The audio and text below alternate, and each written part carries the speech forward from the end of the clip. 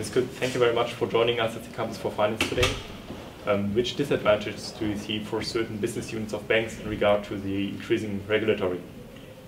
I'm not sure I would speak of disadvantages, but challenges. So, because disadvantages is relative between one and the other. I mean, the one thing is obvious that there's a significant scrutiny on the investment banking activities. There's already been with Basel 3.2 additional capital requirements. There is requirements on clearing and other activities, so that's obviously changing the business significantly. Plus what's happening in the markets, because the whole clearing changes is not something that's just changing due to regulatory things, but there's also a lot of, let's call it, wholesale e-commerce happening with more transparency on trading platforms. So other areas are,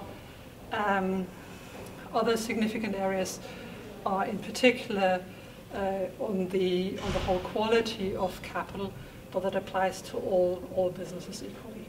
Okay. What do you see as the biggest risk in the banking sector at the moment? The biggest risk in the banking sector at the moment, I think the biggest risk for the banking sector to some extent is the interest rate environment, and for two reasons. A, because banks that play primarily between getting money from retailers and lending it to mid-market corporates don't have a significant spread to live on in this environment.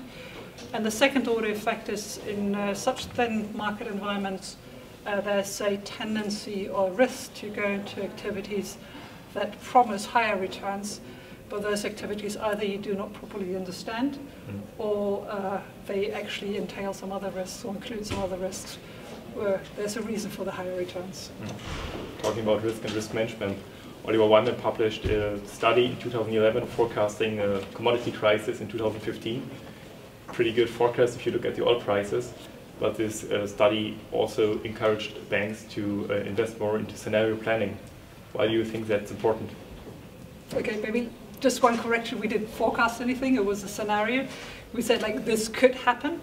And this is exactly what you need to do in scenario planning and stress testing. You say what is a painful but not unrealistic, maybe even something that at the time you think is unrealistic scenario that could happen to you, and that you need to respond to. And this is why the whole world of risk management and supervision, scenario planning and stress testing has become much more important, because it's typically what has not happened before that will hit you next time. And this is something which is not yet bedded into the standard models.